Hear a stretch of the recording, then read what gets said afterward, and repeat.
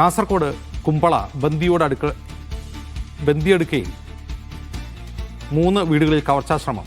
ചുക്കരിയടുക്കയിലെ ഹനീഫ, മുഹമ്മദ് അബ്ദുള്ള എന്നിവരുടെ വീടുകളിലാണ് കവർച്ചാശ്രമം ഉണ്ടായത്. വീട്ടുകാർ ഉണർന്ന് ബഹളം വെച്ചതോടെ മോഷ്ടാവ് ഓടി രക്ഷപ്പെട്ടു. പുലർച്ചെ 4 മണിയോടെയായിരുന്നു കവർച്ചാശ്രമം. ഷഫീഖ് നസ്രുള്ള വിവരങ്ങളുമായി ചേരുന്നു. ഷഫീഖ്, ഇതിന്റെ CCTV ദൃശ്യങ്ങൾ ലഭിച്ചോ?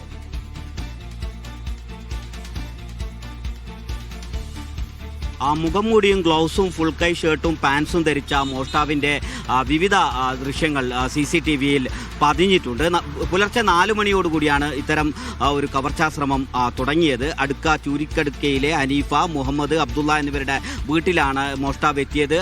ഹനീഫയുടെ വീട്ടിൻ്റെ പിറകുവശത്തെ ഡോറിൽ പൊളിച്ച് മുകൾ നിലയിലെത്തുകയായിരുന്നു. അവിടെ മുറി കുത്തി തുറന്ന് അവിടെ ഉണ്ടായിരുന്ന അലമാരയിൽ നിന്ന് വസ്ത്രങ്ങൾ മുഴുവനും വാരി വലിച്ച് താഴെയിട്ട നിലയിലാണ്. പിന്നീട് ഹനീഫയും ഭാര്യയും കിടന്നുറങ്ങുന്ന മുറിയിലേക്ക് ഈ മോഷ്ടാവ് എത്തി. അപ്പോൾ ഹനീഫയുടെ ഭാര്യ ഉണർന്നു. ബഹളം വെച്ചതിനെ തുടർന്ന് ഈ മോഷ്ടാവ് അവിടുന്ന് രക്ഷപ്പെടുകയായിരുന്നു. തുടർന്ന് തൊട്ടടുത്തുള്ള വീടുകളിലേക്കും മോഷ്ടാവ് എത്തിയിരുന്നു. ഇതിൽ മുഹമ്മദിൻ്റെ വീട്ടിൽ മോഷണ ശ്രമം നടന്നെങ്കിലും അത് വിജയിച്ചില്ല. അവിടെ മുഖം മൂടി അഴിച്ചു വെച്ച് മോഷ്ടാവ് രക്ഷപ്പെടുകയായിരുന്നു.